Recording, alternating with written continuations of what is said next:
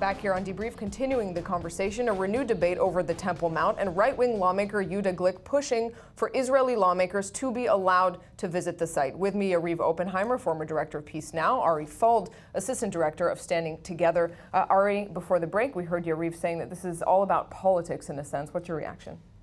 You know, to masquerade as politics and saying we're trying to change the facts on the ground is that the esh-Sharif shrine and the mosque was originally called Beit al-Muqdas, which in simple English means built on the temple.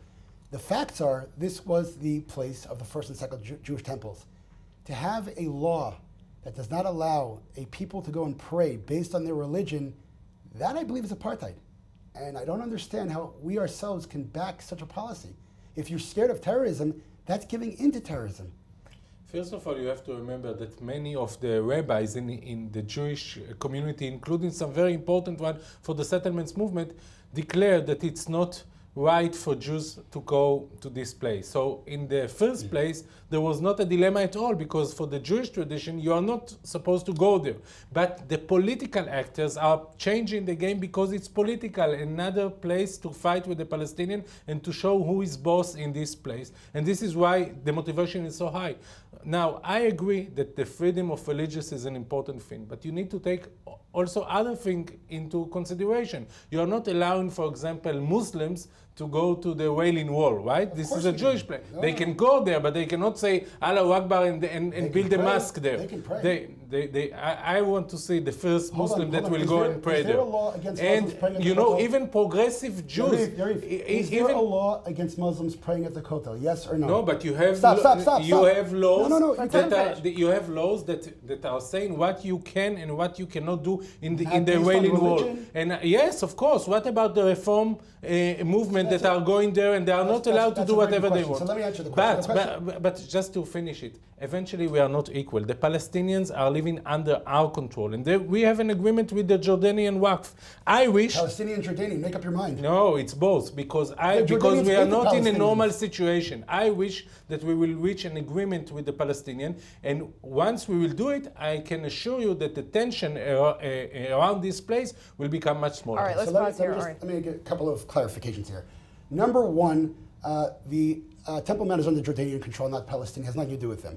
Number two, the cult of the Western world doesn't have any limits on what religion can pray there, number two.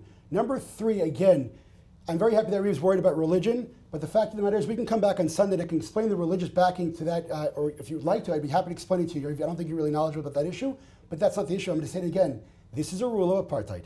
To say Jews are not allowed to pray. Let's pause on the facts on the ground for a moment. Right. Yariv mentioned it for a moment. We saw those images of Ariel Sharon years back, 2002. His visit there, as then opposition, sparked the second intifada in the year 2000. You know, he's not even eating kosher. Hold on. I'd like to get your reaction. With all due respect, I think that all Jews are Jews. I don't care if they're keeping everything or not. I'm not sure what your opinion is on that. However, you cannot say that a Jewish leader going up at the Temple Mount sparked Islamic terrorism. That is almost like saying... But it did help spark the second intifada. No, it didn't help spark anything. There's Islamic terrorism. And to say that a prime minister of Israel is not allowed to go on the number one holy spot for the Jews, and that's what caused terrorism, that is like that. Excuse me 1 second. That is almost like someone saying the girl is responsible for the rape. Now I have to tell you that Yariv Oppenheimer, by the way, when the Marmara, the ship from Turkey, came in and Israel went out, he was the first one to say, "How dare you go against the freedom of speech?"